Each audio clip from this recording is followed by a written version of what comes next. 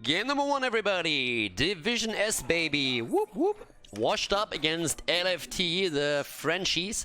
We have to the left side, Hazops on Rexa, Mene on Janas, Maxi on Alfirin, Eternal on ETC, and JPL on Tracer. A little bit more often these days on his Vala or Tracer. And over to the right side, the French boys, LFT with Banana H on Tyrande, Tobos on Gul'dan, Masquerade on his Diablo, got him today. We have Quasar on Thrall and Nestip on Jimmy. He's on Reyna. Pretty excited for this one. And guys, again, if you're actually watching this right now and you're like, wait a second, Khaldor, where's the draft? What did you do this time? It's not my fault, I promise. Well, it's a little bit my fault, let's be fair here. So I couldn't cast it live. So unfortunately I already had a prior arrangement when this whole thing went down, so I couldn't catch it live. But obviously I still want to deliver for the people on Twitch and also on YouTube, so I decided to cast the replays of the series a day later. And yeah, we want to have all of those Division S games on the channel obviously as well, for everybody that wants to catch them and can't watch them live. So we'll have a look at who's going to take it here today. Washed Up in the standings is slowly starting to make their way, I don't want to say to the top just yet, but they're definitely improving considering that they had a pretty tough start. It's a weird setup for Washed Up, honestly. They started after HGC went down as the team that everybody tried to beat, obliterated everybody. They won the first qualifier for Division S, qualified as the first team for it. They won a couple of the invitational tournaments shortly after. Well, and then a few weeks later, as we're heading into the league itself, all of a sudden they started losing a huge amount of games, and also some against opponents where they shouldn't. The Quasar, ooh, close call. And yeah, but they actually were able to turn things around and against tough opponents as well. Team Russia, for example, went to the 5th map, and honestly, if you haven't watched that series, then you missed out. You should definitely catch it on YouTube, because that was an absolute insane setup. But yeah, either way, Washed Up is doing a little bit better these days, but the Frenchies, obviously not a bad team by any means. These guys are damn good, and they were a little bit unlucky with a couple of their results themselves, but let's see how this is going to fan out here as well, jumping into map number 1. And also, again, I mean, if you're watching this currently on YouTube, then definitely drop a like on the video if you enjoy the games and the commentary here, and you would like to see more Division S in the future. And obviously, you can also drop a comment there. Helps with the algorithm, and well, for now we have actually a little 4 talents coming in. I mean, our first map is Tomb of the Spider Queen, so there's a lot of momentum that you can build here. When you look at the solo lane, then it's obviously still again Rexa time. Thrall has a bit of an easier time getting his own stuff done with the stacking. Didn't go into Crush Lightning here, obviously. I mean, again, sometimes you see that against the Rexa player, but it's not... That was a bit unfortunate. Alright, Banana H, we know that you love your Ana, but usually you're a little bit better with Tyrande like this. The stun goes on the other side of Diablo, not onto that. It could have been, in theory, a bad Tracer, but yeah, it was one of those oops moments that just sometimes happens. It's a little bit interesting. But Masquerade, as you can see with this Diablo, I mean, he's already won wall stunning people straight into obliteration. JPL has already a caved-in face on his Tracer. Every single time the Tracer pokes her head out, Masquerade with Diablo jumps in, and that giant clawed hand just simply takes her head and presses it into the wall. So she should actually look pretty shitty at this point. No amount of makeup can make that face pretty again, considering how many times we saw that wall stun already happening against her. But either way, the first talent already done here, as we have Thrall with the completion on the Echo of Elements. Level 2, or sorry, the level 4 on 2 stacks right now. And we see the same picture again. And this time Banana H is there, and that's the end of Tracer. Nice first kill here for the Frenchies, and they are doing fantastic. They're trying to go for another kill against Misha. It's actually one of the things that a lot of the players have started to figure out pretty quickly, as Rexa made his way into the meta, so to say, that you can definitely drop the bear here. Also dropping people. Tobos goes down. Banana H is around, can collect all of the gems, so at least they don't lose those. And that's one of the most important things here. I mean, 37 gems already turned in. They Quasar at the bot lane, still dealing with a bear. A little bit of a beastly setup that we're having for them. Once more, JPL just darting in and out. Echo Paddle, by the way, taken on ETC. Interesting. A little bit more wave clear for them. Could also still go into a stage dive, obviously, if he decides that there's too many interrupts available on the other side, which allows him to side lane a bit. Now, granted, this isn't the biggest map or anything, but Eternal, usually a side laner in a good stage dive on this map, can definitely ruin the opponent's backline. So you don't have to go into that mosh pit. If you do, then your opponent will try and hold off with a few of those stuns. But it's always a little bit of a coin toss depending on what's on the other side. And with stuns on Tyrande, Horrify on Gul'dan, Diablo with multiple interrupts, same goes for Thrall if he adds Sundering to the mix. And then of course the penetrating round, might be well advised to go into stage dive here and try and put that backline into a little bit of trouble. With that now said, once again they're starting to jump around here, trying to look for the kills. First turn-in still hasn't happened and we're already level 8 in deep into this game. Hunter-Gatherer on level 4 for Rexa. Again, the stuns and the kill, and there is the end of Tracer. Now, obviously, J-Pill is poking those, those little gaps here a little bit too often, but again, Dequaza is great. Sorry, Masquerade is great for this Diablo. That's a quest completion also for Thrall. I gotta admit, LFT is currently doing well here. Nice attempt for a stun again. Definitely the support, trusting in Diablo, but this time I didn't pay attention. Didn't get that. Wow, Banana Edge actually survives as he... Look at this! 30 HP as Eternal went in trying to go for the kill here and nearly was able to do that. Obviously the setup is hinging a lot on the synergy with Jaina and Malfurion. You have one hero that tries to set the stun up, the other one to drop the damage, and that was nearly the end of Tyrande, but not quite. Level 7, the Celestial Attunement. Smexy is actually getting hit here by Tobos. The bear goes down at the bottom. Turn-in attempts on both sides right now. Who's faster? Interrupt is there, and Nestip completes it. And that's the first Webweaver wave now for the team in red. Normally I would say a little blur here, but well, Washed Up is the one who took the blue colors. Also comes back to a question, obviously. Can the French actually win when they are red for a series? Can they do that? Is that a little bit of a problem? I mean, usually we have always the little theory that the Russians do a little bit better when they are red. Going full K-Comrade right there. But how does that fare with the French? Is a the blur a thing or not? Either way, they are trying to actually push through the top lane right now. Level 10 abilities are ready on both sides. And we see the mosh pit regardless. So he's going to try and get that mosh pit through. No stage dive for the backline here. Interrupts are there. Thrall didn't go Sundering though. So that's at least one. This is that for the time being. And Mena obviously with the Ring of Frost going to try and drop that damage in as well. So that now said.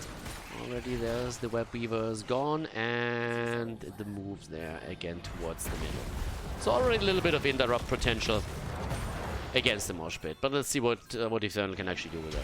And again, even if you don't use it right away, it's one of the common mistakes that you see a lot of. Ooh, nice try there. Not quite working out. It's one of the mistakes that you see a lot of beginner ETCs make. They always think they have to make the monster slide into the 5-man mosh pit happen. And that's not quite how you play ETC, and that leads to a lot of problems and usually also a lot of deaths on the side of ETC. And even if you don't use the mosh pit right away and you hold it back for a long time, you force your opponent to also be a little bit coy around their own cooldowns there. For now though, still only 3 kills in the game, and already Dequaza with an attempt to turn in again. Ooh, Isha is getting a bit wrecked here. Great stun again, and then Thrall with the final hit. You want to make sure that Dequaza is able to turn in the 27 that he holds, and he does.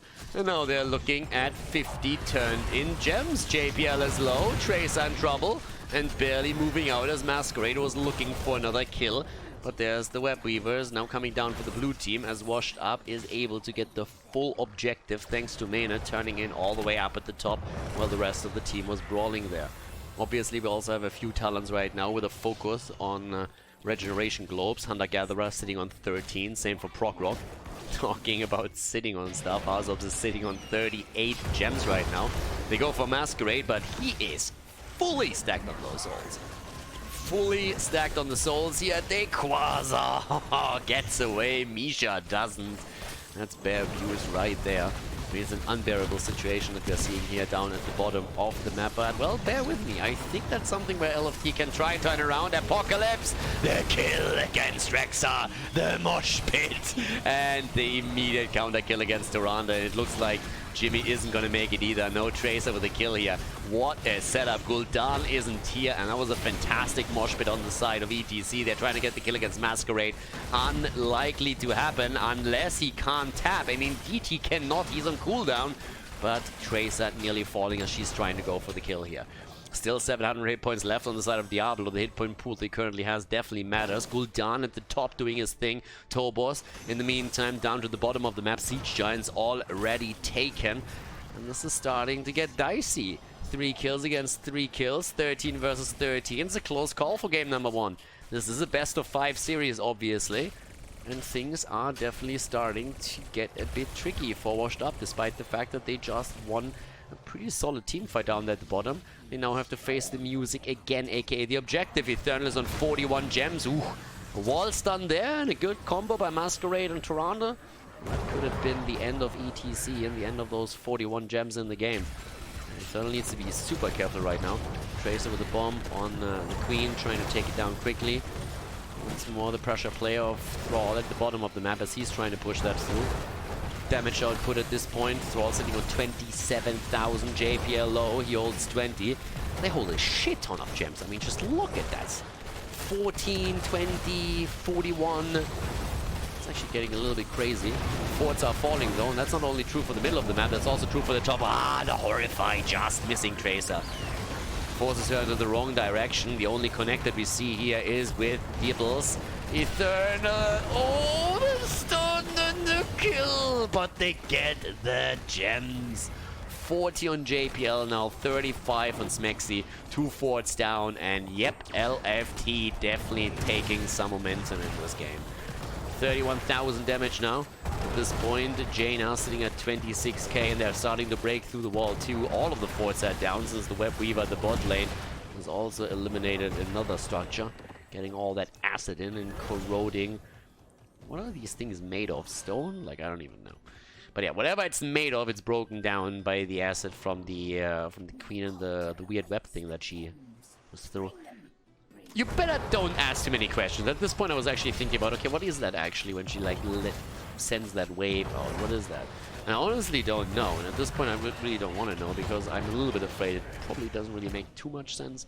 Can't ask too many questions there. I mean, why do we have guys with an axe fight against someone with a machine gun? Why is that a fair fight, right? So that's one of these things. Either way, let's ignore that for now. Nearly level 16 for LFT. As a quest completion. Whew, both of them. Gul'dan and also, at this case, at least Rexa. So Hunter Gatherer is done. Gives us, at this point, a little bit more armor, which is definitely nice. Proc would be pretty cool too. And we're starting to go for it.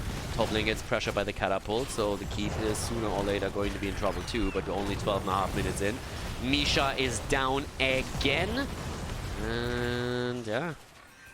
You don't like Misha. 16, and there's the Ruinous Affliction. And I mean 16, Pain and Red, Ruinous Affliction, you have the Alpha Wolf, great combo there against the frontliners in conjunction with the Frost Wolf pack on level 4. So we are definitely talking massive power spike at this point, and they're absolutely dominant currently on the map here. LFT just on their way forward once again, and let's not forget that Washed Up hasn't killed a single structure. They've destroyed anything here, like absolutely nothing. And now as the late game approaches, LFT obviously has a little bit of a head start when it comes to this. Doesn't really translate into a big fight on the talent advantage. I mean, Misha is double checking the boss. LFT could have tried and forced a fight by simply going for boss and tell Washed Up either you give us the fight or we get the boss. Didn't do any of that kind though. If you go into a close quarter against ETC's Mosh Pit plus also Malfurion with the Twilight Dream here and the Ring of Frost, you might find yourself in more trouble than you asked for. But as it stands, there's still a lot of pressure on the map against the blue team, and that's but Tyrande gets kind of caught here a little bit. Nice wall stun again by Masquerade, and the death of ETC. Gul'dan has also fallen, though. The blue team turned in, and that gives them the web weavers there. So the kill against Gul'dan was definitely a good one. They're already trying to go to the top. Hazop's in trouble. 23 gems. He feigns his death, but nobody is falling for that shit. So he is still down. That's 23 gems down the drain. 2 heroes currently not on the board, which means that we're having LFT with a pretty easy defense here too. Actually moving straight into the middle to burn this one down first. Thrall is the only one taking care of the top side in the meantime. And right now, 4 kills against 7. Let's take another look at the damage output here. Thrall, not quite holding the numbers there, sitting at 33, so it has been surpassed by Jimmy and also by Jaina on the other side. But they have an easy defense. Fantastic for LFT with the 2 kills that they got. That was great for them. They still haven't lost the fort yet. They haven't even lost the fountain. They might now finally lose one that takes some of the sustain at the bottom of the map away. But obviously another concern for Washed Up has to be that level 20's talent that is going to come up next for LFT. This is really the time when you want to fight if you're Washed Up. This is where you can try and force another battle around one of the turning points. You still have 57 gems. Obviously it hurt a lot to lose Rexa with the 23 that Hazop's still had, but they're close to another turn-in anyways. Problem is they're not the only ones here. At this point it looks like the red team might just get another turn-in, and yep, they have an easy time there. Nobody is even dealing with that, and the bear is dead again. That's bear abuse right there. Peter has already been informed, and yeah. Did you actually hear that Peter apparently complained and said, like, we need to change the language we use because killing 2 birds with 1 stone is something that we need to get rid of? Like, I honestly thought at first that's a meme, but it seems like that was actually real. Yeah, all those birds that are getting angry and offended because people are catching with 2 birds with 1 stone and stuff like that. It's a crazy, crazy world we live in these days. Either way, the virtual bear goes down, which is definitely causing a little bit of trouble here. Rexa is going to have Misha back, though. That's a cool thing about Misha. You can kill Misha, but Misha is always coming back.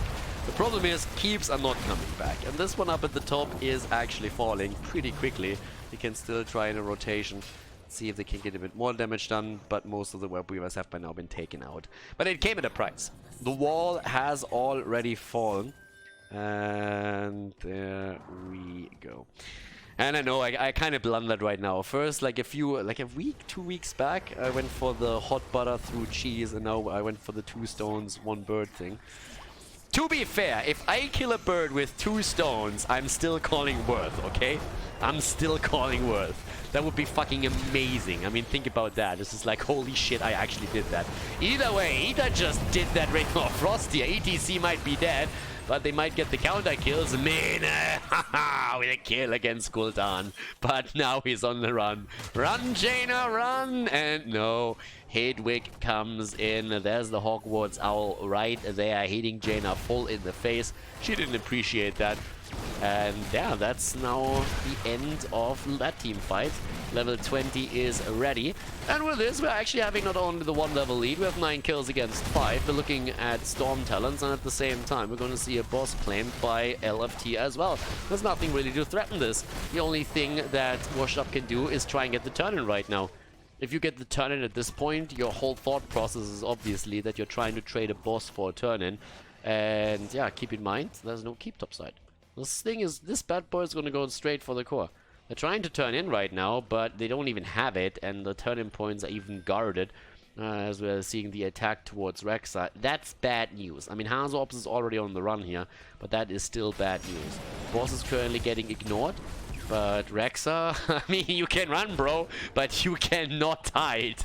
He's just sitting there, and he's just like, maybe they don't see me. I got news for you, they do. Can feign your death all day long, but they're gonna get that kill eventually. The question obviously is, was that really worth it? I mean, there's a little bit of a staggered death that we have there, but if you look at the experience on the map, it's a bit of a different story. I mean, what did that boss accomplish, actually?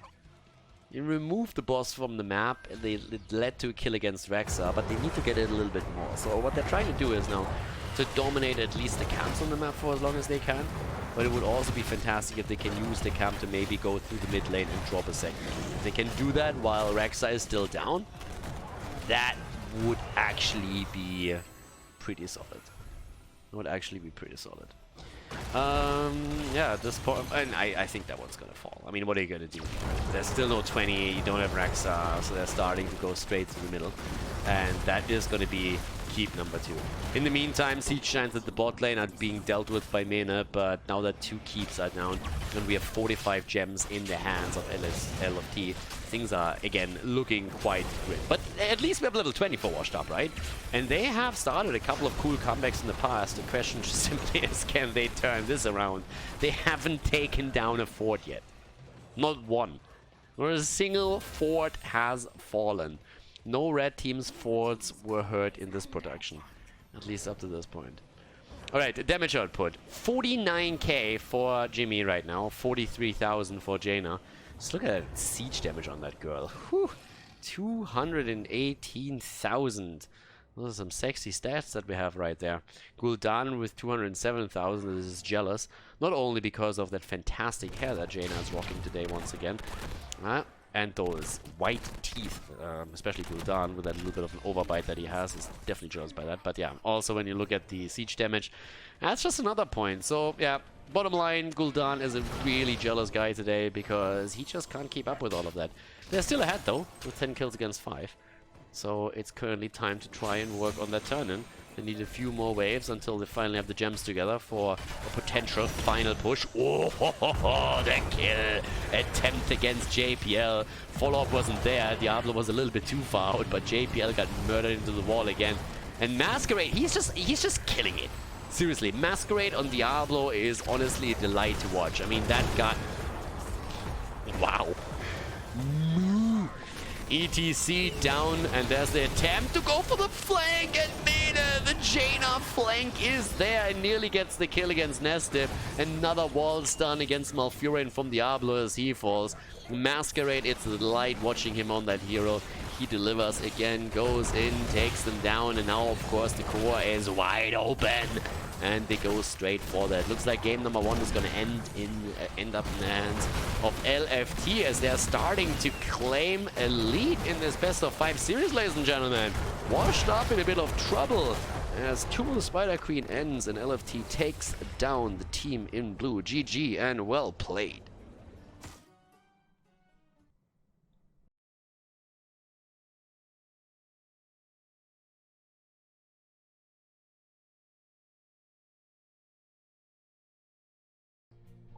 Game number 2, ladies and gentlemen. Washed Up against LFT. And the red team is in the lead, also on the right side. Washed Up currently down in the series in the best of 5. Mena, on the other hand, now on Li Ming. He's done with this shit. He wants his resets and he wants them now.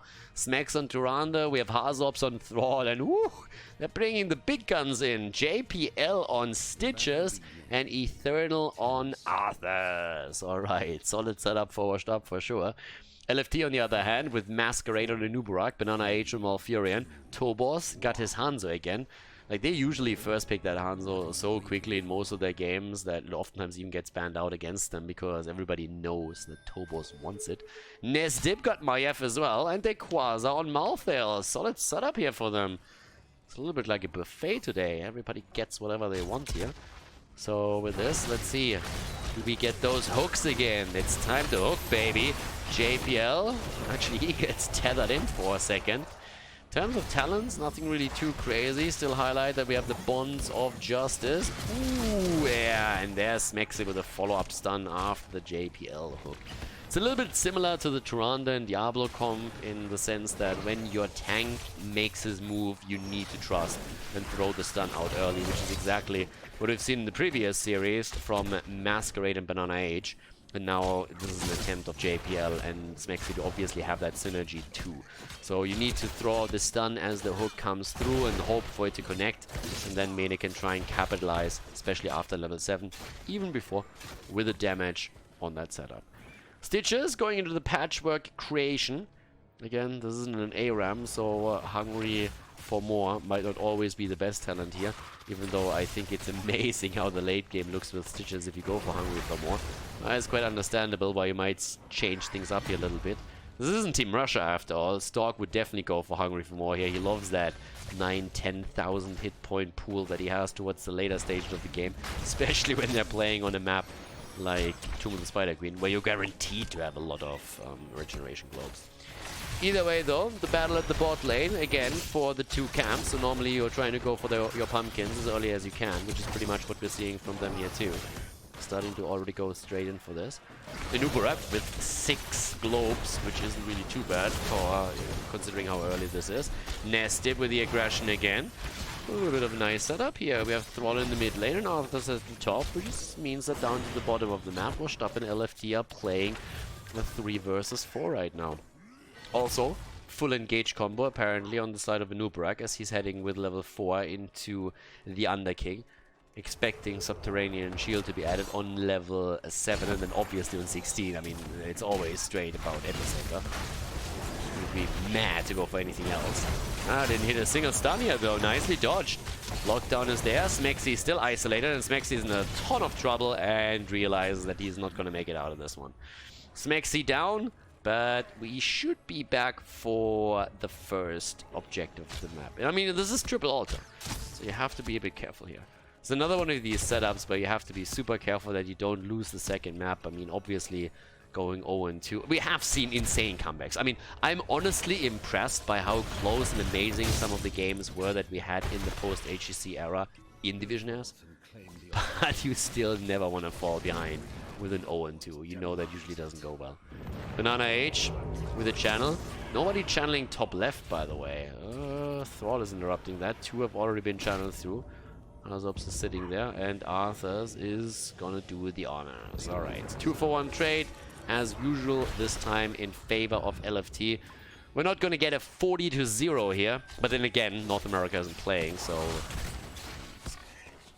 Sun is warm, sky is blue, water is wet. No 40-0. Anyways, bot lane, tower is down. I like the pressure that we have from LFT.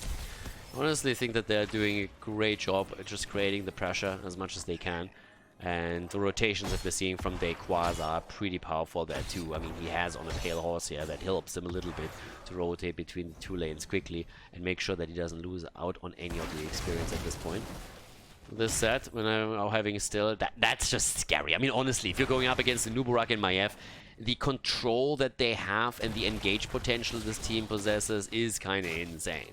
Then you're looking over to the Stitches combo, and you gotta admit, a good hook, a good stun, and then the follow-up from Li Ming, and you have a lot of dead heroes right there. But at the same time, Eternal still has to go up against Dayquaza, and I'm very curious to see how level 10 is going to work out for that. Nestib is trying to be sneaky as he moves in, and Eternal has already caught up on that pretty easily. Also, the touch of death here. Okay. So, as I said, by the way, we have the Subterranean Shield on 7. Also, Calamity is now in. And Calamity is really where Mene is going to be a happy Frenchman. He's going to be very happy about this. I'm going to try and go for that aggression. I mean, honestly, outside of that one kill that we saw, there wasn't really anything crazy happening just yet. The teams are playing this kind of cool. Smexy got caught a bit earlier, so that was the one kill for LFT. But everybody is still chilling for the time being. Experience is nearly identical, but now obviously there's a single altar on the map, so now you have to make a decision. Do you fight for that or not? In comes Hazops. Let it go. No fight just yet. Mena needs to be careful. Arthur's is not here, which means that's a 4 versus 5. They're really just trying to play around level 10. Wait for 10. Try maybe just stall it out a little bit if they can. But still playing an easy one for the time being. Definitely some respect there now for LFT. Can't yodel that too hard. So yeah, Maiev still sitting in the middle. Nestep obviously wants to make sure that he gets as many of those engages as he can. If he gets a jump onto Tyrande or Li Ming, that would be the dream for him. Top lane, Eternal still being attacked. And communication in this case is really everything. I mean, once you lose the vision of a hero, you need to call it out. You need to really be precise about what's going on there. Especially, of course, with Malthael being a bit quicker. There's a level 10 right now. Should get the last rights. Cocoon is already out. Not going into the containment disc. Don't want to go for the double isolation. Instead it's the cage. And we have the last rights taken. Taking another tower down in the middle. Level 10 on both sides now. No kidnap combo on the side of Washed Up. Instead, the Putrid Bile taken. Against the Cocoon, I mean, pretty easily. Disintegrate. What else would it be? This is pretty much the only reason why Li Ming's take Disintegrate. I don't really... I mean, you see maybe like on a high level, you see maybe in one game out of 1,000 Li Ming take Disintegrate. If she's not up against the Nubarak. Against the Nubarak, it's a no-brainer. You needed to burn on the Cocoon, but outside of that, you're trying to make the plays with a Wave of Force. Objective is up again. There's a tether against JPL. Follow-up is a bit too late. But it's again a double altar phase, and that's usually going into a one-for-one trade here. I would not really expect to see anything else. That's going to drop down the core, Washed Up to 24 hit points, unless something unforeseen happens here. Just the interrupt. There's the owl, and it's a bit of a predictable one, but nobody soaked it. You can't really fight around it, though. So this is the one-for-one exchange.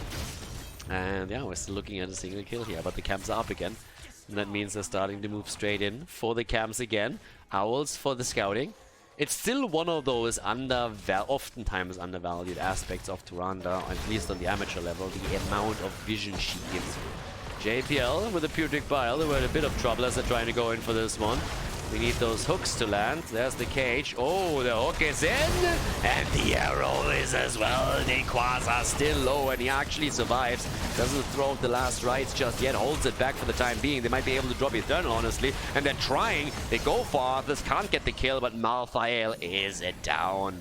Malthael eliminated. Maiev nearly fell, and that's the kill that Washed Up needed. Fighting back into this game. Slight lead and experience now for them. As they are trying to push through the bot lane and get the access to the bell tower. Once that you have control over the bot lane, that's when things usually start to look a little bit brighter on the horizon. 24 against 32. Gonna try and make the play here. 5-man setup. Nubarak, the one who sits at the top right now, waiting for Malthael to come back and take his role. Yeah, things are looking a lot better for Washed Up in this game now. Definitely putting in the work here. Smexy at this point with one single stun connected since level 4. Then in his defense, again, we didn't really see a whole lot of big fights. We actually had one, pretty much. That was it. So not a lot outside of that. But yeah, level 12 on both sides. It's close. It's really close. It's a very, very close one at this point. Down to the bottom of the map. There's the rotation. You need to be careful. Again, against this setup, you really have to be cautious. When heroes appear from a lane, you need to think, okay, they're probably going to gank, because you have a Maiev and you have a Nubarak against you. Those two are just going to lock you down 6 days of Sunday if you don't pay attention. JPL with a hook attempt, doesn't connect it though. Single out on the map right now. Arrow comes in, gets dodged, Mane with a good teleport, just out of harm's way. Definitely paying attention to Hanzo there. JPL again with a Putrid Bile. Cage is out. The pull continues. The hook. And Banana H is about to fall. Double tether against the Eternal and Hazops on the other hand. So they're trying to fight back here. 4 versus 5, but still battling. And nearly the kill against the Eternal. Gonna get it. They're trying the last rights on Stitches. Misclick there apparently. All he was actually thinking they could do. And that's the end of Arthurs, that's the end of Thrall, and all of a sudden we're having Washed Up in trouble. And needing to run away with everybody here. More damage against Mane, another hook comes, but Tobos dodges it easily. They're attempting to interrupt Quasar for as long as they can, but now we're having not only Malfurion back to business, they're zoning this out easy peasy, and that's another 4 shots fired. LFT? They might have lost Malfurion at the beginning of this, but they quickly turned it around even without the healer. And now all of a sudden we're having 32 points against 20 and a lead on experience for the French team again.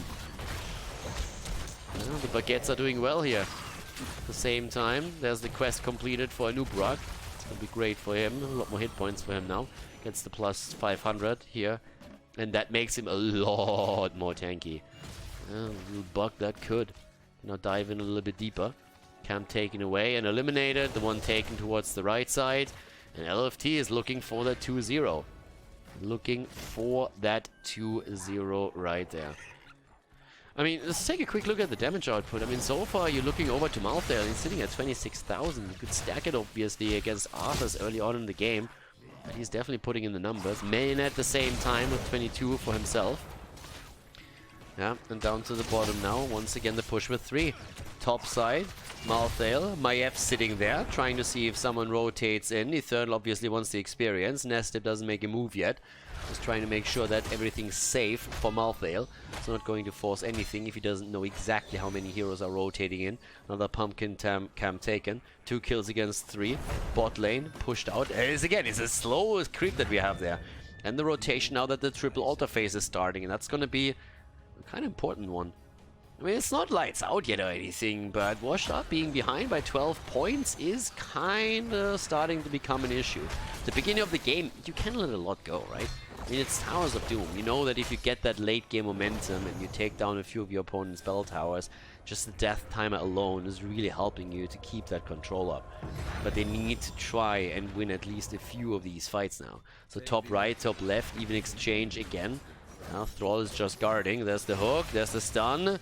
But Masquerade doesn't really care. I mean, at this point, with the increased hit point pool through the quest completion on the level 1, he's definitely in a position where he can hold this for a bit longer. Nice tether against Mena. A bit more damage in. Already Banana H with the attempt here. Poke continues from Hazops. One chain lightning after another. Yeah, there comes the hook. It's interrupted. And we're also seeing the stun, of course, therefore hitting absolutely nothing. Masquerade tries it again. They're moving in for it. 16 isn't there yet, but it will be soon. There's the next tether.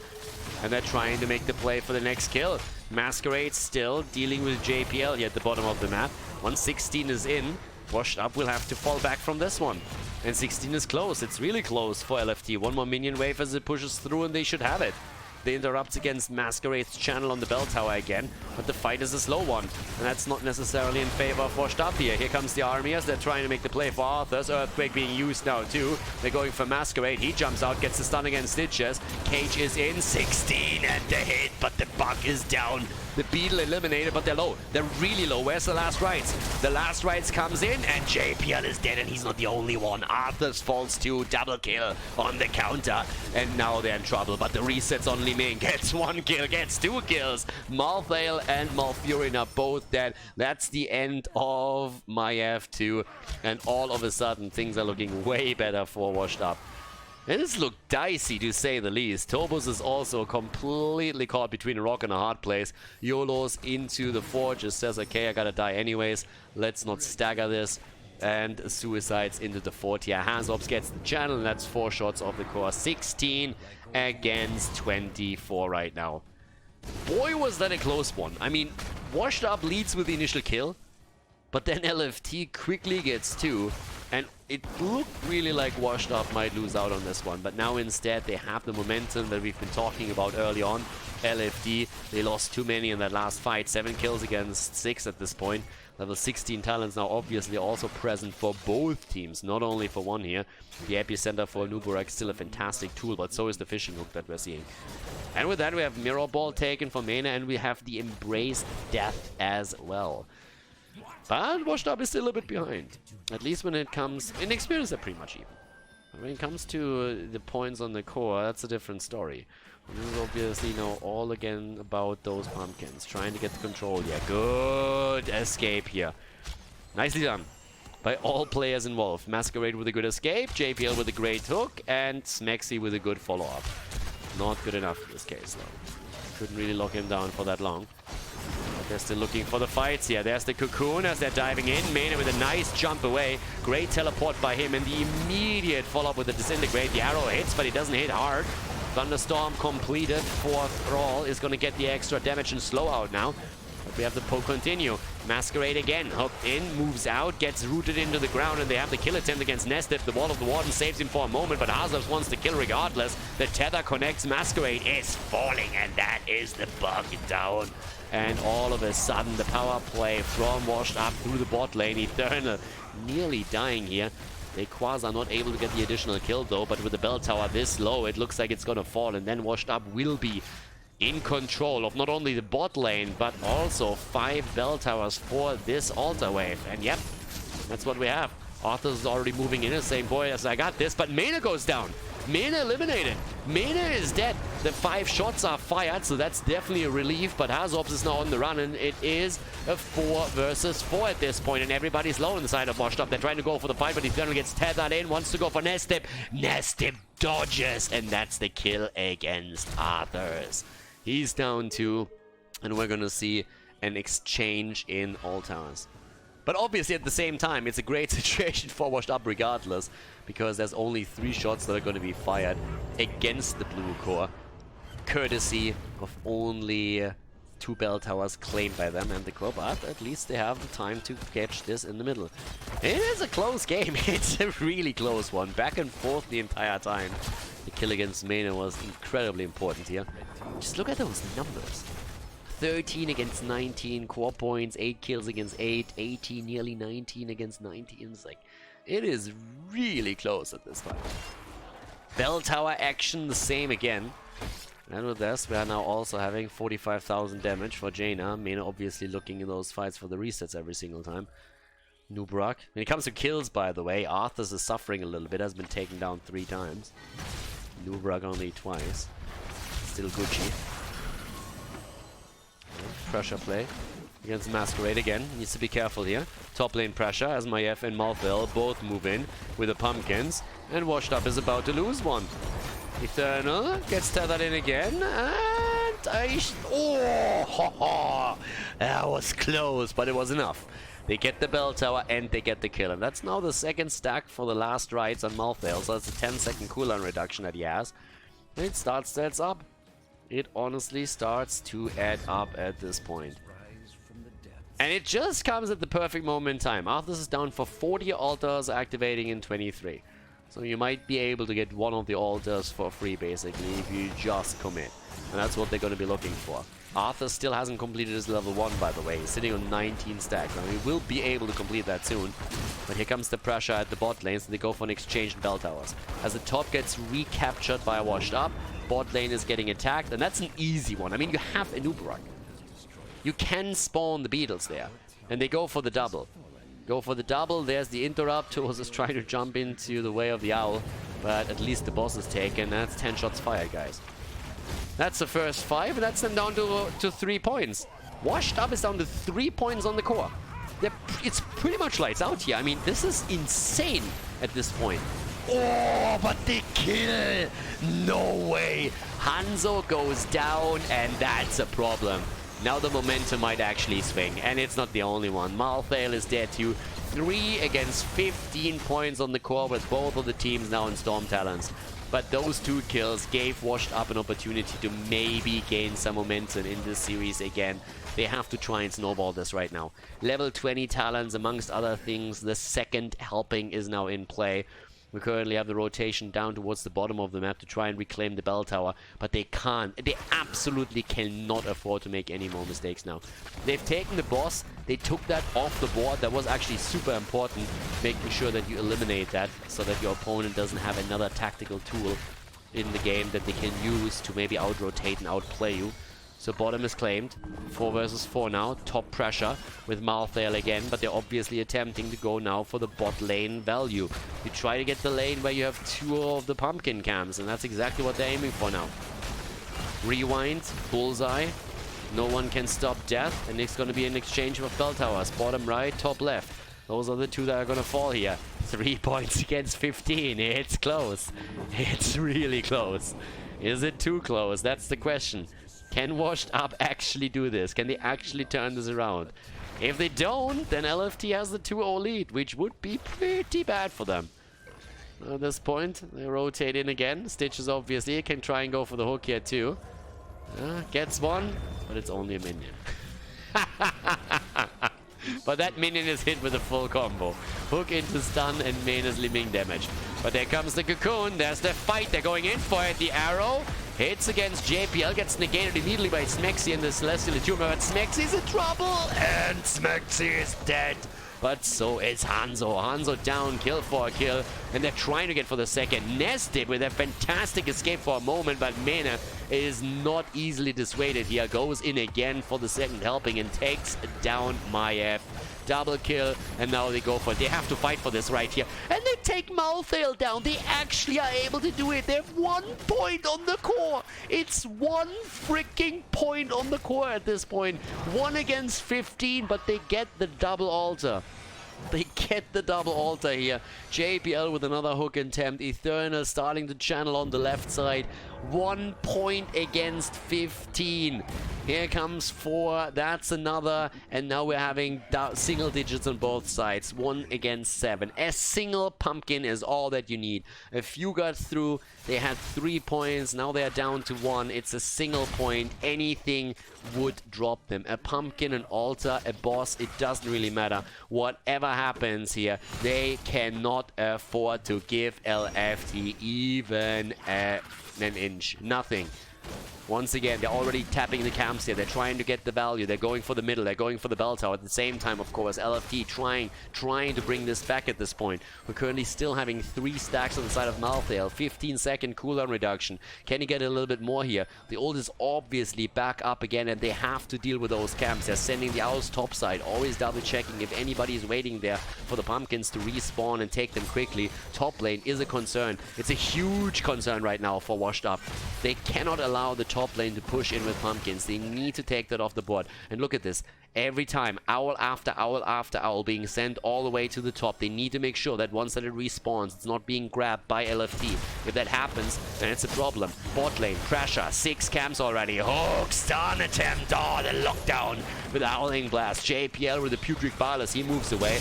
How many of those bad boys are going to get through? Pumpkins are there. Are any of them making it through? It doesn't even look like it. Arthur's... Malthael is topside. Malthael is topside right now. The hook and Banana H goes down. The cage is on the board, but now my F is eliminated. 2 dropped and Eternal moves back to deal with the topside. Malthael is there. He takes the pumpkins. That would be game. Arthur's has to go back and deal with this, and he's actually not the only one. There's 1 shot fire at least through the pumpkins. There's an altar down to the bottom, 5 points. That's going to be another 4. It's going to be 1-1, but at the top lane, Hazops and Eternal are currently trying to deal with the pumpkins here, trying to go for that. In the meantime, our Nubarak making their play. Tobos jumps in, Cocoon on the ground. They're trying to go for the kill here, and they can't get it just yet. It's a point for both teams on the core here. They have to take the pumpkins down. All 3 are still in play, but they're having to fight the team fight at the same time. Eternal is still alive, and so is Tobos. Masquerade hasn't fallen yet either, but there's only 3 heroes on the board on the side of LFT as we have Washed Up fighting through this. Boss at the same time is back up. Pumpkins have been taken out, and they actually make the play for the boss. They're going for it. They're going for a boss right now. Only 3 heroes on the board, and Malfurion back in 1 second. 2 seconds for my F. Can they actually do this? In comes the bullseye. They're starting to engage. Boss is about to be taken. They're going for the big team fight at this point, and once again we're having Nubarak trying to go for the sun, but Malfurion is down, and Nubarak is dead as well, and they actually get it. They actually get the victory. It was 1 point against 15. Washed Up doesn't give a shit and turns it around and ties the series. GG.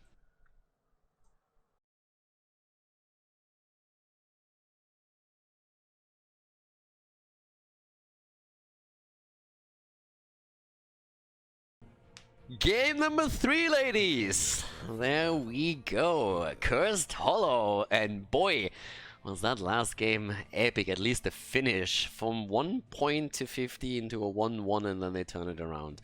As we're starting into Cursed Hollow, we have Hazops on Medivh. That already promised to be an interesting game. We have Mena on Jaina, Eternal again on Arthas, Smexy on Malfurion, and JPL on Dibbles.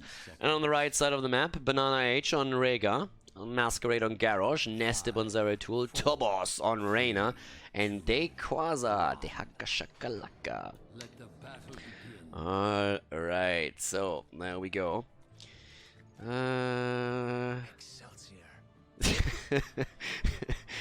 It's like, it was, with Dehaka I actually had at one event a pretty weird encounter. So I don't know, like this Dehaka Shakalaka thing is like one of these, it rhymes, it sounds funny, and he wiggles his tail, so I don't know who came up with it and when, but for a time at some offline events, I was just running around the entire time. It was like Dehaka Shakalaka, and you know, just like talking shit like this. And I remember when we were actually at an event and I was on the staircase and I expected there to be only Heroes players, right? Because we said we would meet up, we would just like drop our luggage real quickly and we would meet up there. And so I run through the staircase and I run down and I hear that just below me. There's like 3 people talking, and I can't really hear what they say, what they talk about. So I just jump down the stairs, and I'm about to drop that line, right? Like this, the haka shakalaka thing. And I go through the corner and I see that there's like 3 African guys standing there. And I'm just like immediately shutting up. I'm like, if you have no context to that, and you just hear me say that with no context whatsoever, and you don't know what I'm saying and why I'm saying it, you would probably think that's highly offensive. I was just like, okay, yeah, that nearly went sideways. Let's talk about something else here. So, yeah. Every single time I see the haka and like have that line in my head, I have to think about that one moment. I was just like, whew, that could have been awkward. Context definitely matters. Either way, we are actually now in the game here, starting to get a little bit interesting in the mid lane, because they're starting to push this through. With Masquerade looking obviously for a quick flip there. Dibbles in particular has to be careful there, unless he can charge on something, and he's trying to charge out Masquerade. There's the action that we've been expecting. In terms of builds now, we're also having the Stormcaller on level 4 already taken, right there. Baseline obviously for Hazops. I mean, he has to try and get the stacks together here. His problem is he's currently at the bottom of the map, soloing it against Nestip, so he doesn't really get quite as many opportunities. Level 4, great talent also with the Dust of Appearance to deal with Zeratul throughout all of this. We're having the first tribute spawning, another 28, top side. And teams are going for the camps. This is a little advantage that Washed Up currently gets from taking the camp here, because they have taken theirs way later, right? So this one already pushed in, got defended. Now they take their own bruiser camp. Zeratul a little bit late on it. But that means that the camp is pushing through the mid lane as we have the tribute on the map, and that obviously then is going to force some kind of reaction out of LFT, especially if Washed Up stays around a bit longer with main and drops a Blizzard there to take that wave down. But for that you also have to start interrupting over here. JPL with a flip over. Alright, he himself finds himself in a little bit deeper. Arthas is now pushing through the middle. In the meantime, the Haka is taking the bot lane for the global value. He's going to try and join the fight here whenever. And as you can tell, he is getting a huge amount of value thanks to the Siege Giants up there. So this is actually a cool setup for LFD. If they can just simply interrupt the channel for long enough. Portal plays, on the other hand, are setting it up to maybe get a kill against Masquerade, and Garrosh gets out. Garrosh actually gets away from this one. That was a nice call. Once again, Dehaka moving in. Yeah, Arthas has to go to the bot lane. He's currently trying to make that play. Oh, nice portal control here. Well played. JPL is about to fall and goes down. The portal of Medivh was there. And then the first flip from Garrosh, and then we have also the penetrating round coming through shortly after. The kill against Diablo. Arthas still rotating between the middle and the bot lane at this point. So yeah, at this point we also have the Fuel the Rush taken on level 7. We're also seeing the wormhole right now. Time to make the plays here. Talking about plays, 17 stacks for Hazops. Obviously going to attempt to get that quickly done. Being a little bit safer with that. If you haven't that done in the, like, if you have a tough time getting the baseline completed, then in the late game when level 7 abilities are a thing, there's such a huge threat against you. If you get caught at any point with Medivh and there's a Garrosh taunt, for example, coming through, or even a Void Prison setup and they can drop you and reset the stats, that would be absolutely annoying. But either way, Masquerade with a flip against Arthas, and that's definitely not a good sign for Eternal. He gets a lot of damage put onto him, down to 50% HP, but at least not in any situation where he would fall. More stacks coming in for Hazops as he's still holding the top lane here. That's the Arcane Rift through time after time again. And here comes the second tribute, one already taken by LFT. And they're going to try and make the play for the second one now too. The position is a little bit better, but the quick rotation, top side. I like this. Super safe play from LFT. Now, the French team, obviously, they know that they have to respect the Medivh factor here. They can't really sit too far out. If the portal comes in, then that's a quick kill right there. They're already making the... or they're trying to get the position around the objective, the second one. Arthas is still at the bottom of the map. But over here it's going to be tricky to get the channel through. Nested with the wormhole.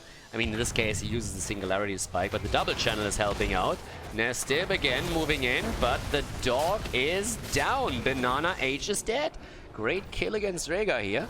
Hazops once more with their aggression. They're trying to make the play now also for Zeratul, as Nested is being run down by Arthurs for quite some time. Smexy again with the channel, and that's the tribute for the blue team. Nicely done by them. It takes a lot of pressure off if you at least get one of the first 2 tributes. Don't really have to... like, position doesn't on the third one doesn't matter as much anymore. Now, obviously, we're having the level 10 abilities in this case a little bit quicker for LFT, but not by a huge margin. Washed Up gets their own as well. The Leyline Seal into Apocalypse, definitely a play that they can try to execute. Definitely also possible with the Ring of Frost here. That's another big one. Having on the baseline level 21 stacks now for Hazu. And he actually checks this out. So how do they react? Are they actually going to try to make the play? Oh, they're all rotating top. Okay, they're saying like, yeah, that one we contest. Here comes the APOC. Oh, and he unfortunately didn't quite hit him there. Nested super low. And again, the portal Hazops moves away before he gets killed. Told you that taunt is going to be a problem for him. 22 stacks right now. In comes the ring. They go for Nested, but they can't get the kill. What a close fight. The boss has actually already been recentered here. And that's an issue. That's 1 kill. It might be 2. Yeah, they get their Quasi in again, and that's the 2nd kill right there. Nicely done, but oh boy, that was a close call several times. I mean, Zeratul looked like he would fall any moment, multiple times there. And then obviously they were trying to make the play with the Apocalypse. It was still valuable and actually did quite a lot of work, but JPL, unfortunately for him, didn't quite execute the combo perfectly. Had a bit of trouble getting the target into the APOC. Instead, he just barely moved it outside of the reach. Now, they still won the fight and got the kills. Definitely a noteworthy example. 2 tributes now against 1. And, well, with this, let's have a quick look. Is anybody going to make the play for the boss? Nah, not yet. Hazops again with Medivh. Medivh is just a super annoying character. And all of this, like, I mean, the boss fight, for example, that was a call from them. That was super interesting. It's a question of how do you react. Do you try and force? Or do you just say, okay, let's rotate quickly down and take our own boss in the meantime to equalize this? So no boss taken in this game just yet. But the lead obviously for Washed Up, thanks to the objective. And now the tribute is spawning at the bottom left, so a little bit closer to the fort and fountain of Washed Up. But still in one position that you can still easily contest. Hazops is getting closer and closer to get his own baseline completed. Obviously, having a few more, especially Jaina needs to try and get that ice block. Bottom of the map. This time the Haka is not top side. Couldn't really move towards the top and get the global value here. Gets the drag in though. Can they get the flip? Nah, not quite. Oh, well, they get it now. JPL able to move out and the portal is immediately there. Hazops is paying attention and he just says, dude, as soon as they flip you, my portal will be there. Just move through. As long as they don't get forced behind that, you're fine. So there's the 13 versus 13 coming up. They just take down the Siege Giants down here in the next minion wave. Both of the minion teams should have it. Vision is again all that they need for the time being. Masquerade already with the channel attempt. The Haka starting to de-push the mid lane where the Bruiser camp is obviously getting a lot of value for Washed Up right now. Well, the fight down here is shifting. The Haka still sitting in the middle, dealing with that camp. Will have to go down at some point. Try and burrow into the bush in the back and maybe get one of the drags in. Actually moves in here up at the front. They're making the engage happen. JPL. And there's a quick route against Quasar. The drag doesn't connect, but the wall stun does. 13 now on both sides. Tobos at the bottom, still sitting there. Gets locked down though. Portal is there too. In comes the Void Prison. And just as Malfurion uses the Twilight Dream. Twilight Dream out. We still have the Leyline Seal on the other hand. And the Apocalypse is there as well. Double channel now. Trying to make sure the interrupt can't hurt them too much. And this is for Curse. This is literally for Curse. If Washed Up wins the fight, they get the Curse here too. The fight therefore forced onto LFT as they have to go for that. 13 talents now also giving the Earth Shield in. There's the Ancestral already being used. Again, the channel attempt by Smexy as they're going for the ley line. Triple ley line. Apocalypse, baby. And it doesn't do enough, but they get the ring connected afterwards. Masquerade is about to go down here. Gets the shield though. Portal, and there's the curse. Smexy gets it. They don't get a kill here, but they might still. Nice move by Masquerade as he pushes that behind the wall, but then all of a sudden the portal is there from Medivh and they get the curse through the Tribute. 13 versus 13, and they're pushing through the bot lane right now, getting the value right here. Once again, the portal chase. They get mad value topside too as the waves are coming in and starting to take down those forts. The Haka in trouble, and the Quasar is down. Top lane value right there. Massive, massive push against the structures. In the mid lane, we're seeing similar damage dished out against the fort. But at the bot lane, they just ignore the fort. They go straight for the keep, as they should. Fort is going to fall anyways. And we're having even Smexy go straight for the vision there.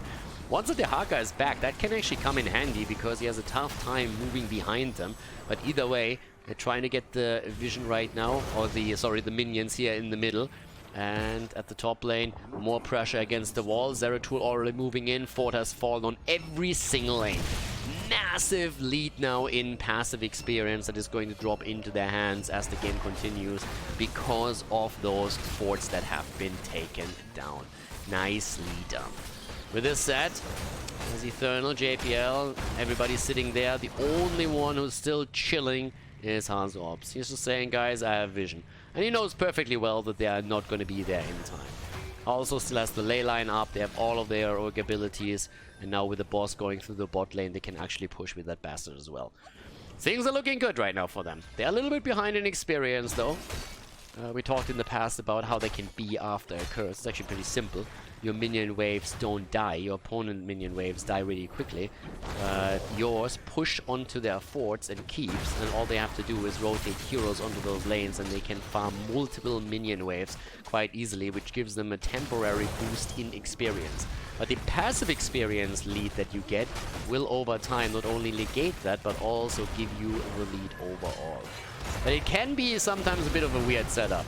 And Domino being used by Masquerade to flip in against the Eternal. There's again the shield as he's getting protected. Khaldor's on 39 stacks. He needs one more and then he's going to be done. Here comes the immediate void prison. Hey, pork baby! Ha ha ha! The ley line overlapping with it a little bit, but here comes the baseline completion and also the completion on Jaina. Ice block is ready now. They get the kill against Zeratul and the keep is already dead. Mad value here for the boys in blue. Washed up. They're getting the kills, they're getting the keep, and they are sitting at 5 kills against 1 right now in this third game. They had a fantastic game on Towers of Doom, and now they are starting to easily take the lead here as well. Experience is still fairly close. It should change soon. We can take a quick look at the experience right over here. And you see the lead in minion experience. And this is exactly for the reason that I pointed out before. When you curse your opponent, especially if you decide to push a single lane because you feel you can get fort and keep there, you will fall back in minion experience because your wave takes down the opponent's wave. There's nobody around to catch the XP, but your opponent can later on, after the curse is over, move their heroes onto these lanes where 2 or 3 waves are pushing at the same time, take those down, and then get that mad experience lead. This is where the big discrepancy comes from. But you look at the passive experience, and this is really where, thanks to those structures taken down, Washed Up is now going to get more and more experience and will get that lead eventually, unless their own structures are getting obliterated. With that said, we have now with 17 versus 17, still a pretty even fight right there. Ooh, Nestip! Haha! The portal! And Mena waiting for the wormhole and gets the kill. And Khaldor is trying to catch someone else. Not quite able to make that play, but since they still have the Twilight Dream in the Ring of Frost, they can go for the boss, and that's what they're doing. It's a 5 versus 4 right now. The Haka might actually come in here. Mid lane gets pushed too, and again the portal play, this time for Tobos. They get the lockdown. Do they get the kill? Malfurion is dead. He got the Twilight Dream through. They might still be able to get some value out of it, but that was at least the kill. Eternal is just walking them down one after another, and that's the kill all against Reyna. So they get the trade at least there. Nicely played. Masquerade still trying to slow this down, but obviously with a 4 versus 3 on the map and Zeratul about to respawn, the question is, can you get anything done here? Can you really get that boss? And the answer for now at least is no. Let it slide. They go for the tribute instead. Channel that through. And in the meantime, Banana H deals with the top lane here. But we're still having the play through the middle as they're trying to go for another kill. Indomitable being used. There's the flip. There's the VP. JPL walks around and is like, nah, not today. And they get the lockdown. You still have the Haka to deal with. The Haka obviously gives them a lot of side lane experience. He's one other reason why they have a lead in experience on the minion side, by the way. It's not only that curse mechanic that I talked about earlier. So there's a little bit more to it, obviously, as well, thanks to the global. But it's a big part of it. So now that we're having another tribute up, Mena on the money pick, still riding into battle here. 19. Close for Washed Up. It's not quite there yet. Damage output, by the way, as expected. Jaina on 43,000. Jimmy looking pretty solid too. 42k for him. Well, Furion actually with also 13,000 here. Getting some broccoli value in. Just look at someone like Diablo. I mean, Diablo, Medivh, and Arthur is nearly on the exact same damage output here. Haka still at the bottom of the map. Here comes the APOC play. And Masquerade with a big save on Rhaegar. Throws Rhaegar out of the combo. He himself needs the Ancestral, he gets it, and Smexy, the Twilight Dream, goes through the portal and gets the Twilight Dream and immediately falls back to safety. Great play by him. Masquerade is low, Nestib is looking for the kill here. Can he get it? No, he cannot, and instead he's getting hammered into the ground, and so is Garrosh. Both of them already dead. The portal plays again in an attempt to drop them. They're trying to go for Tobos. He has no chance of escape here, as we have Diablo just closing in on him. Calm the fuck down. JPL just murdering him. Insta-dropping him into the wall again. They go through the middle at this point. Obviously, they can now try and go for a core as well, but at least the keep should fall here. But Jesus, JPL with a big boy hit. And making the play for the core. The Haka is going to be back in 7. There's the Hellgate and the play against Rhaegar. And that's the end. That is it. 20 on the board against 19. And the core is falling. Washed Up is going to take the lead here in game number 3 against LFT. Winning 2 in a row against the French team. Yes, the Void Prison comes out and is delaying the inevitable for a little bit longer. Malfurion goes down, but Eternal is already on the point. And that has to be game, and indeed it is. GG and well played. Washed Up with a 2-1 lead against LFT in the best of 5.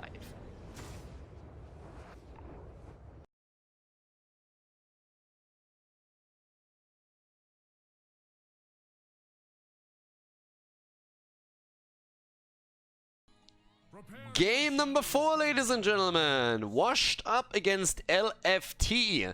And we're in Battlefield of Eternity. Washed Up with 2 in a row now. And yeah, losing the first map was definitely a bit of a setback for them, but they recovered nicely. Now on the left side we have Harzobs on Jaina. We see Smexy on Karasi, Mena on Zeratul, so they have a Void Prison into Ring combo. Eternal for the 3rd time in a row, I believe, on Arthur's. And JPL on Garrosh at the same time. Towards the right side, Masquerade on ETC. We're seeing Banana H on Tyrande, Nestib on Maiev, Dequaza on Leo, and Tobos, who would have guessed, on Hanzo. Alright, French team. I need to bring this one back if they want to force map number 5. They're going to try. Usually putting in some really good effort here. Once again, the build for Maiev here. Interesting that she made it through for the, I believe, the 2nd time in this series now. Bonds of Justice on level 1 once again. Alright, so with that said, having Eternal, I mean, currently Eternal with his Arthas is on 100% win rate, if I'm not mistaken. He played her on Towers of Doom and he played her on Cursed Hollow, and both games were wins for them. A little bit of a skirmish there in the middle. Smexy this time is actually going full for the punch here. Doing well. Very aggressive. Ooh! Ooh! You cannot run away from that shit. No, no, no, no. Mena and Smexy, Zeratul action, and then also Kerosene just darting after the target, and even with the Wall of the Wardens, that's the end of my F. And a little bit of an unfortunate start into the game for LFT. Eternal and his boys are using that little numeric advantage for those few seconds to get some value at the bottom of the map, going for the Khaldor camp here, and taking that out. So with that, we're gonna have some pressure. Top lane could be interesting now. Are they actually making a rotation? No. Zeratul top. It's a bit of a weird setup in the sense that Arthas is actually part of the bot lane. So normally, obviously, you see Arthas on the side lane and would then expect Zeratul to maybe join the bottom fight. But we just expected that they get more value out of Arthas bot side and that Zeratul can just hold it. Zeratul is not going to make any plays top lane. It's not like Mena is going to try and just get anything massively done there. The whole idea is pretty much of him just hold the lane experience, get those waves murdered down, and in the meantime, after a good throw from JPL, Howling Blast, and the slow alone can really, really work out against you for them. But either way, now we're having teams rotate towards their Shaman camp. We're going to have the next objective, the first objective actually, going to announce very, very soon here. So this now is said.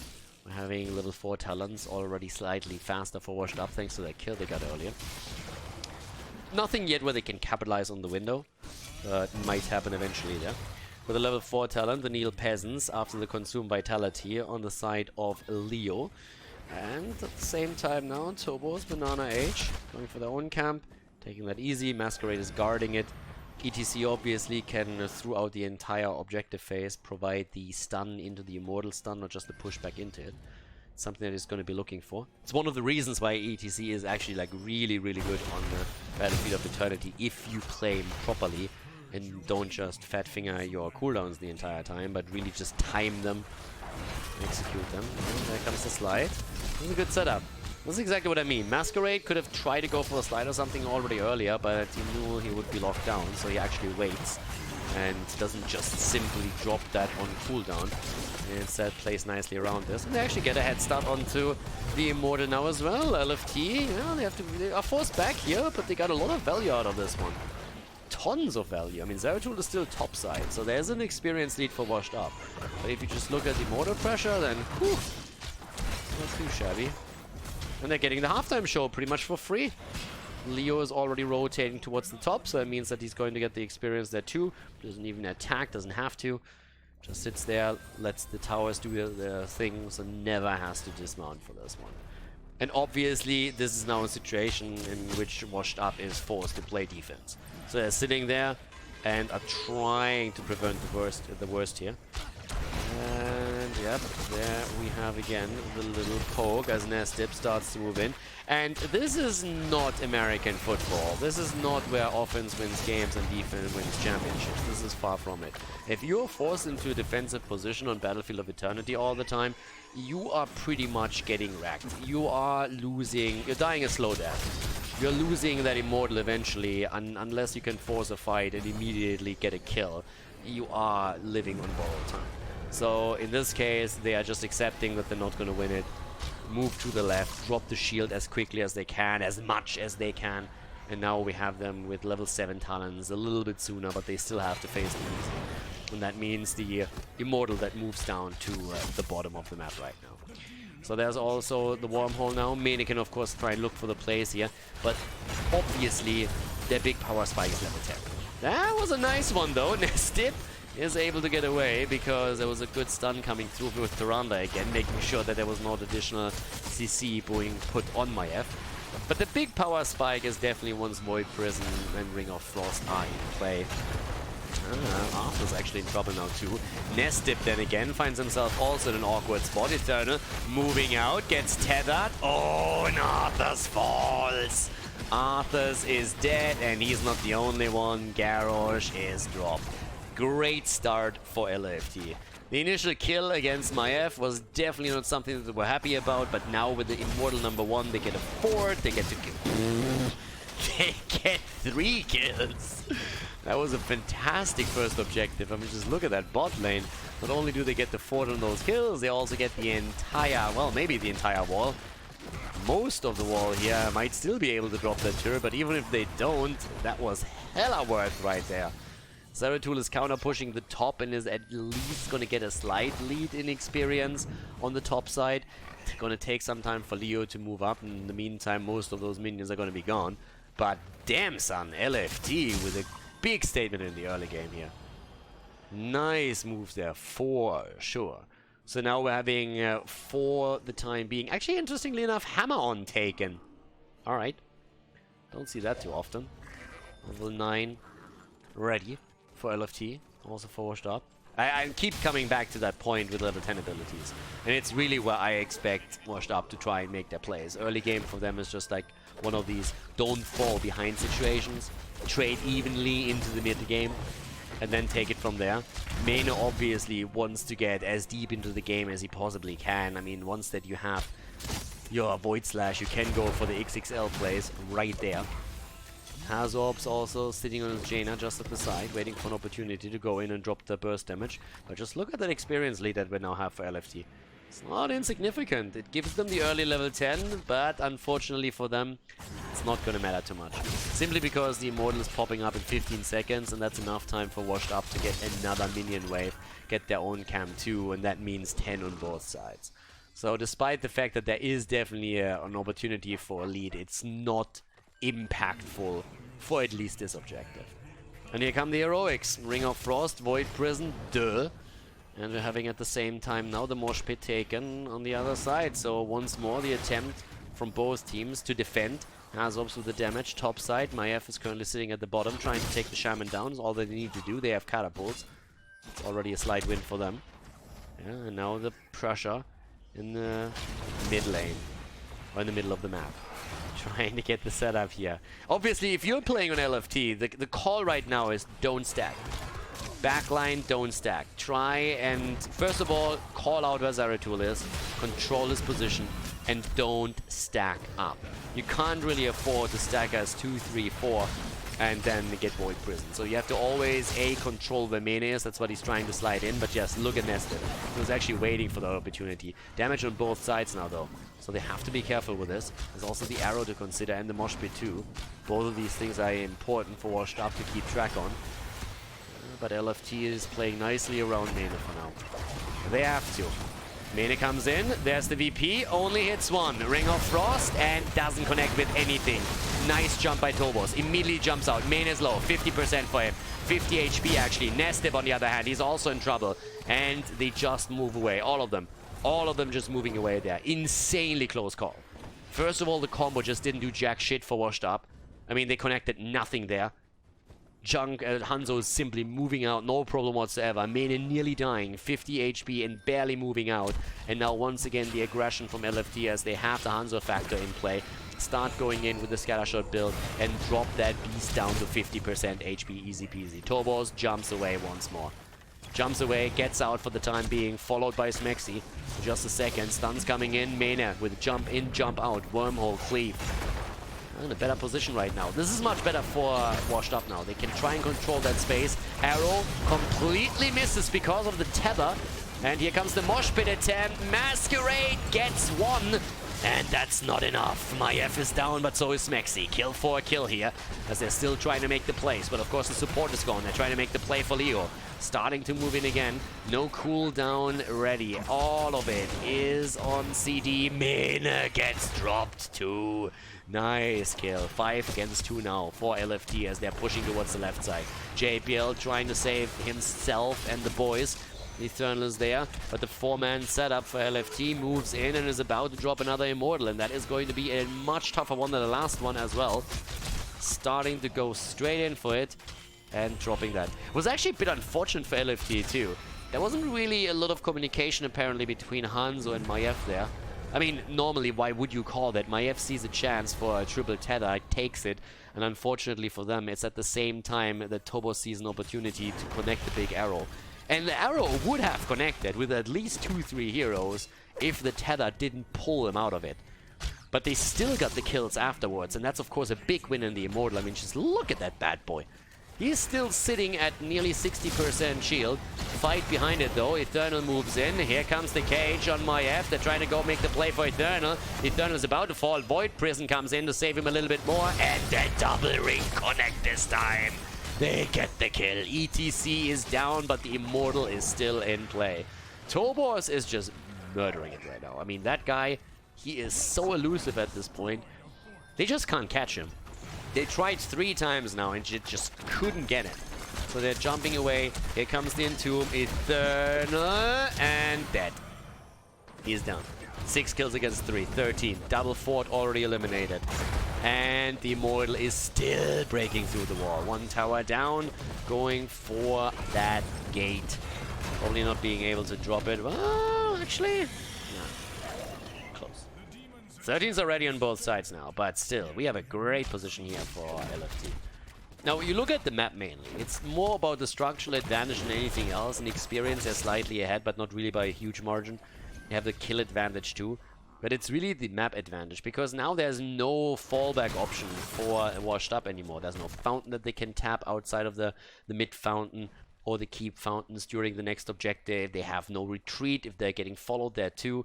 And, of course, the lanes are pushing against them as well. So it's really a tricky position at this point for Washed Up. It's not really that you can't recover from this one. It's still totally possible with a good team fight. But the advantages are starting to stack up in LFT's favor. And they know that obviously as well. So they are playing around this right now. Now, a lot of the power spikes that come in later, they are important. Smexy takes this one. Alright, there's a bit of an attempt to go for the fight. Mena with a Void Prison. Where's Jaina? Jaina. Oh, the ring! And the double connect again. And this time they get the kill early against Tyrande. Hazops is in trouble, gets the damage out, but falls as well. Kill for a kill. Triple mosh pit, baby. 3 caught by it. And they're still making the plays. Trying to go in. Throw forward. Trying to put Smexy in a decent spot where he can maybe get a kill here. But they can't get close enough. Big problem for them. It's only an even trading kills, and there was a lot of cooldowns burned on both sides in this particular endeavor. Now having the next Immortal popping up on the map again. Bot lane gets dealt with. Shaman about to be dropped. In the meantime, the Khaldor camp towards the top side. Mena is already sitting there. There is still a Shaman camp ready for LFT, but they don't take it at this point. 2 against 1 point now. 2-1 lead for Washed Up. If they win here, it's over. The best of 5 ends in their favor. If LFT can win it, then they force map 5. And they go for the Shaman camp. They try and get the macro advantage. They already have it thanks to the catapults, but if they get also the Shaman camp to push to the top lane, that's of course going to increase that by even more. Now the defensive play by the French team as they're trying to go for the Immortal protection. Here comes Masquerade. Quasar's already sitting there. Starting to make the play on the left side. Eternal starting to set it up defensively. 15.5 on the side of LFT. 16 would be fantastic for them if they can get it in this fight. Would be a huge lead for them. Massive advantage if they're able to grab it. Top lane. Still the pressure play that we're seeing from them here. 15.5 versus 15. Half level lead for them. And the continuous poke. Defensive positions again on Battlefield of Eternity. They usually don't work out unless your opponent oversteps, and Tobos with Hanzo is getting the easy value here. Top lane, some of the players have to go for the defense and have actually shown. Nestip might be in a bit of trouble, gets away, but the halftime show is won. LFT takes the halftime show. The Frenchies are trying to go for it now, and if they get another one, that's probably the first keep of the game that falls. Nestip with a tactical retreat. Not running away or anything, no. Tactical retreat by him, maybe a little bit too deep right now. Big arrow, big cage, and the Entomb. But the jump out, nicely done. The mosh pit on the other hand, once again, Masquerade, baby. But the ring is there. Ooh, the kill, Arthur's NEDC down. And there's the VP. Where's the damage follow-up? Do they have anything here? They're trying. They go for Nestip. They burn some, but the ring was already used earlier. 16 is ready for the French team. And we're seeing Washed Up just claiming some experience to get the talent as well, and indeed they do. It's a race now though. Smexy coming in, punch, punch, punch, punch, punch, punch, punch, and in the same time, we're having the move to the top. It's gonna be a race, but it looks good for LFT. Looks great for LFT. And they take the 3rd Immortal in the row. 8 kills against 6, 3 Immortals in a row, but the Void Slash now for Mena. And even more damage with a way of 100 Fist. Cleansing Touch. Whew. Who needs that shit? Straight for the damage. Straight trying to control that. Immortal through the top lane. They're already trying to force it early. On the lane right now. Trying to get some setup against this. Hanzo's a little bit late to the party. But here comes again Mena. Jumps in, gets the slash in, jumps out. Void Slash. Super important at this point. Once again. They're starting to move straight in for the keep itself. Can they drop the first one here? It's likely. That bad boy starts to hurt. 16 minutes in. And this fort, this keep should fall. Eternal is poking from the side. And that's it. The end of the keep. LFT likely to move away. I don't think they can core here. Gonna see him try to get a kill. If they can get a kill or two, they might be able to actually end the game. At this point, they are fired. Keep in mind, Washed Up hasn't taken a single fort yet. Not one fort. Washed Up hasn't done anything like that. Oh, the triple void, but the cage, nice. Controlling Jaina. Hazops just doesn't have a chance there, but they get the kill, and they get 3. Oh my god. The triple kill against Maiev, Hanzo, and Leo. Zeratul falls for the efforts, but now Banana Age is also isolated, and he dies too. All of a sudden, the lead in experience in the hands of Washed Up. Big question now, what can you do with it? What can you do at this point? Pings everywhere on the map. They're trying to get some value here. They're already going for those minions. They're trying to obviously get to level 20, but they need to take some structures down. They have 1 keep remaining on the map, and their opponent still has every single fort here. Every single one. Ooh, so at that point, they're starting to move through the top. Moving down to the bottom, Smexy is trying to go for the camp. Masquerade is sitting at the side. Should maybe not be here. And is trying to get away there too. There's not really too much that he can do at this point. So they got 3 kills, they got 4 kills, but they can't really do a whole lot with it. They still have the lead in experience, but as you can tell, they didn't really get enough momentum to drop some forts or other structures at this point. So now we're having them one again, starting to move in. We're seeing camps taken on both sides. Shaman camps, left, right. Dequaza is already sitting there. They're starting to claim this one. Should enhance their pressure at the top lane. And keep in mind, with the keep gone on the side of Washed Up, it means every single wave has a catapult now. Top lane at least. Every single one. And yeah. And the damage, 40,000 nearly for Jaina. And there's the Immortals. This is, you can't lose more Immortals. This is a bit of a do-or-die situation for Washed Up at this point. They honestly need to get us here. Void Prison in the back again. Hazops trying to get close enough. The ring doesn't connect though. Couldn't go deeper for it. Nestiv is still low though. And there's the way of 100 fists as we're seeing Karazim go in for the kill. Banana H in trouble. And they get the kill against Leoric. Tyrande is dead too. That's a triple, baby. They go for Masquerade. And the cow is down as well.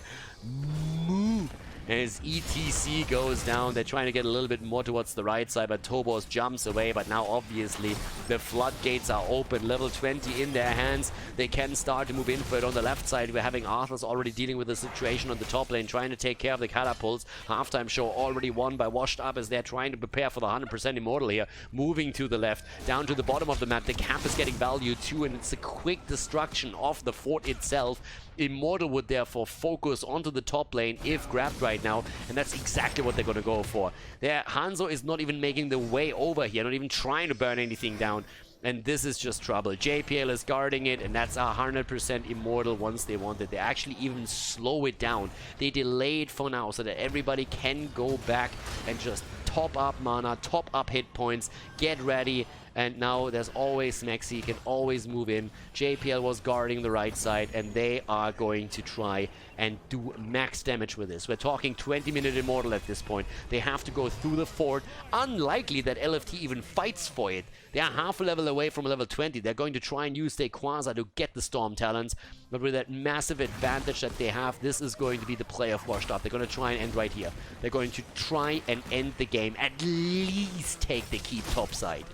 Right now, they are in a position where they can at least equalize the pressure on the map if they drop the keep. If they can get kills, they can go for the core. And that's currently what they're trying to do here. Moving to the top. Already Eternal with a flank attempt.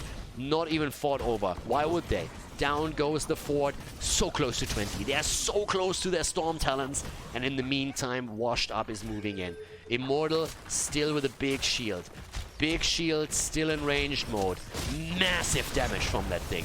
Massive damage. Void Prison in the back, slowing them down. The ring, baby, doesn't connect. Well, they actually go for Tyrande, and they get Tyrande. Tyrande goes down, and that's the first kill. And they can get more. Mosh pit against 2. That might be good enough. 7-sided is being used as well. Nested low. Turbo's low.